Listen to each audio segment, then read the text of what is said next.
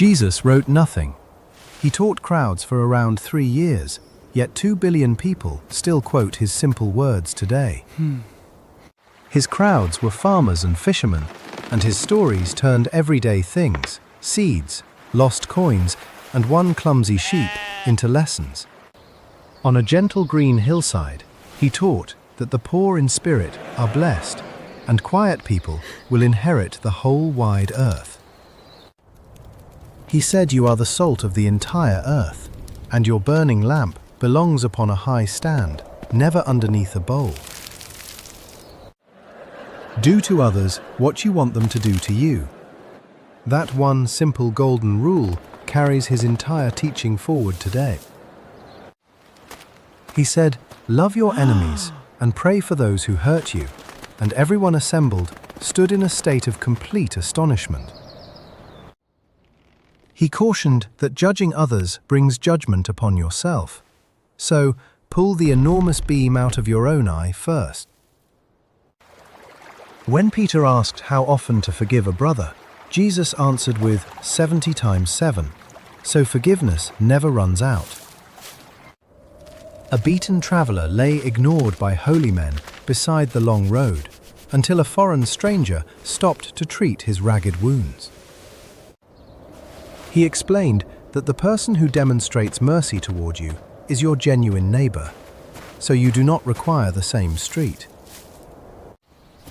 In his story, one lost sheep mattered more than 99 safe ones left behind, because love chases what wanders away.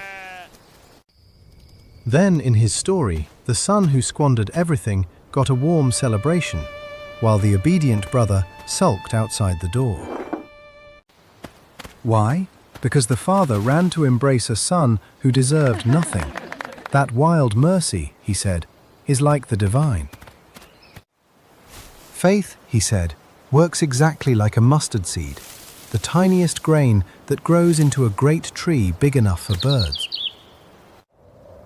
He cautioned that faith the size of a solitary mustard seed can relocate the entire mountain, so command it to go. Moths and rust ruin stored treasure, he said, so keep your treasure somewhere safe where nothing can ever rot or steal it. He said, do not fret about tomorrow, because the birds neither plant nor harvest and still get fed each and every single day. Asked which rule mattered most, he answered, love God with all your heart and love your neighbor exactly as you love yourself. He affirmed that the little ones comprehend the kingdom most completely. Check you. So, allow them to come closer and never send them away. Watch what your life produces, he said, since a good tree bears sweet fruit and a sorry, stunted one bears nothing at all. Whoever pushes right to the front ends up last. He warned that those who quietly serve get the very best seats of all. Build your house on solid rock, not sand, he said, since your life follows whatever foundation you choose to stand upon. He practiced exactly what he preached, sharing meals with tax collectors and outcasts the respectable preferred to avoid in the daylight. Then came the reversal nobody expected, that greatness meant serving rather than being served, and he knelt to wash feet. He said the kingdom grows like yeast through dough, or a treasure hidden in a field, small, quiet things that change everything. Even facing an unjust death, he forgave the people doing it, a move his closest friends found truly unthinkable that day. 3 days later, his friends found the tomb empty, and they said even death itself had lost its final cold grip for good. See the strange reversal now. He claimed power grows out of weakness, and even a defeat can turn into the final victory. That is why his followers called him the cornerstone, the very heavy stone the proud builders rejected first, then tossed aside for good.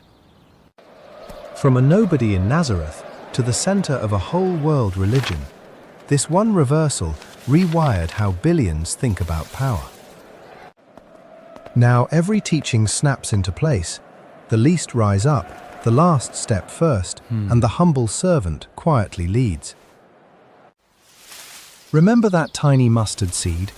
It kept growing until the birds came to rest in its branches, just exactly as he said. His whole message was exactly that. Start small, love hard, forgive always, and watch little beginnings grow enormous before you realize. He spoke these words to a crowd 2,000 years ago, and those few unwritten sayings have still never stopped spreading far. Wrote nothing, yet here you are, hearing them even now. The smallest seed in history, now a tree sheltering billions.